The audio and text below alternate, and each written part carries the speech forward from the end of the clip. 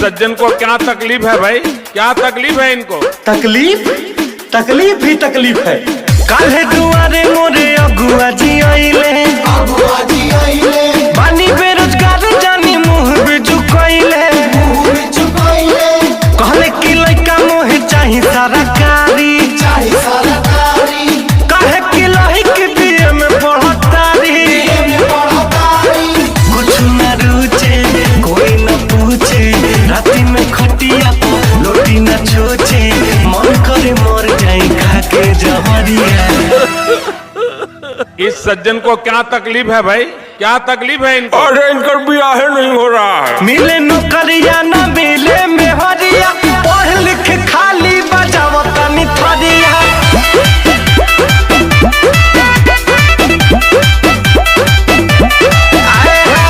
मिले नौकरिया न मिले छोकरिया, पढ़ लिख खाली बजावता निथरिया।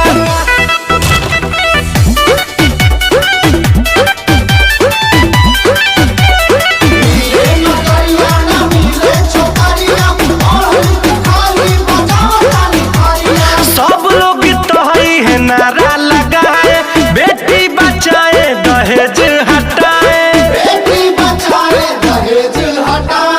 बेटा पर कोई ध्यान नहीं देता, सबके नौकरी है दामाद खो जाए। बाबा को जागी हाल कहिया वरदी लागी, मुड़ी पटक लेनी चारों हो धाम पे, जुस ले अगुआ शादी के नाम पे, रोत रोत हम भर देनी दरिया। इस सज्जन को क्या तकलीफ है भाई, क्या तकलीफ है इनको? हमारे साथ फ्रॉड हुआ है। मिले नौकरिया न मिले मेहरिया, पढ़ लिख खाली बजावता निथरिया।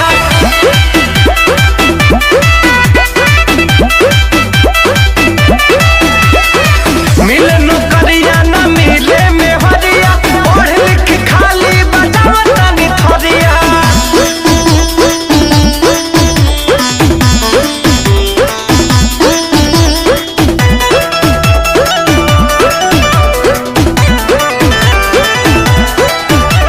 बट सरकार से ये गुहार जी, दीही हमनियों के रोटी रोजगार जी।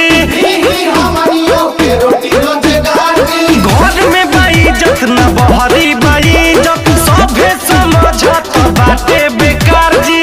बाटे री देश के अरजी, पढ़ लिख के घूमी फरजी, होई न जहती हमरो बियाह जी, बड़ी बेरोजगारन की लावा पया जी, बुझी विशाल के तानी लचरिया। इस सज्जन को क्या तकलीफ है भाई, क्या तकलीफ है इनको? अरे ये भी पास है, ले दे के साफ है। मिले नौकरिया न मिले मेहरिया, पढ़ लिख खाली बजावता निथरिया।